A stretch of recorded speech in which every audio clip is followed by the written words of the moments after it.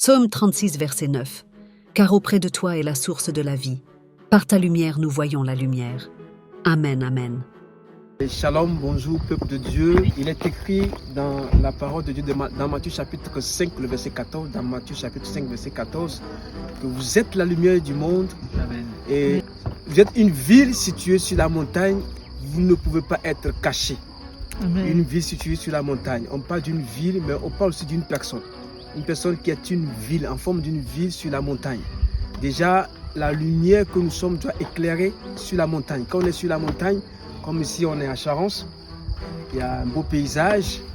Voilà, donc tu es comme une ville située sur la montagne pour éclairer les autres. Les autres ont besoin de ta lumière. Ils ont besoin que tu les enseignes le chemin de Christ. Parce que Jésus est le chemin, la vérité et la vie. Donc j'ai aussi le pasteur Claude qui est à Gap et qui nous a accueillis. Voilà. Oui. Hier, je disais, on a rencontré une jeune dame. Ouais. En fait, on était allé distribuer des flyers. Ouais. Et puis on a rencontré une femme qui était en pleurs. Elle était complètement désespérée. Elle a commencé à nous raconter son histoire. Et elle était gênée de nous raconter son histoire. Mais nous, on savait qu'on était là pour elle. Oui. Et elle est chrétienne. Elle est depuis 1 an en France. Oui. Mais elle a oublié que la véritable communion fraternelle, c'est pas Internet. Oui. C'est des hommes et des femmes qui se rencontrent jour après jour. Et là, elle était vraiment heureuse. Donc du coup, elle est venue à l'église, on lui a payé un café, on lui a donné ce qu'il fallait pour manger parce qu'elle n'avait plus rien.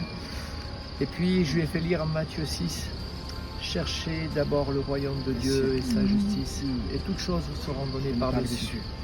Voilà, quand on fait cet effort-là de chercher Dieu avant tout le reste, Dieu s'en occupe et on ne manquera jamais de rien. Dieu prend soin de ses enfants. Dieu prend soin des enfants. Merci pasteur Claude. Dieu prendra soin de toi qui nous écoutes. Voilà, tu ne seras plus caché.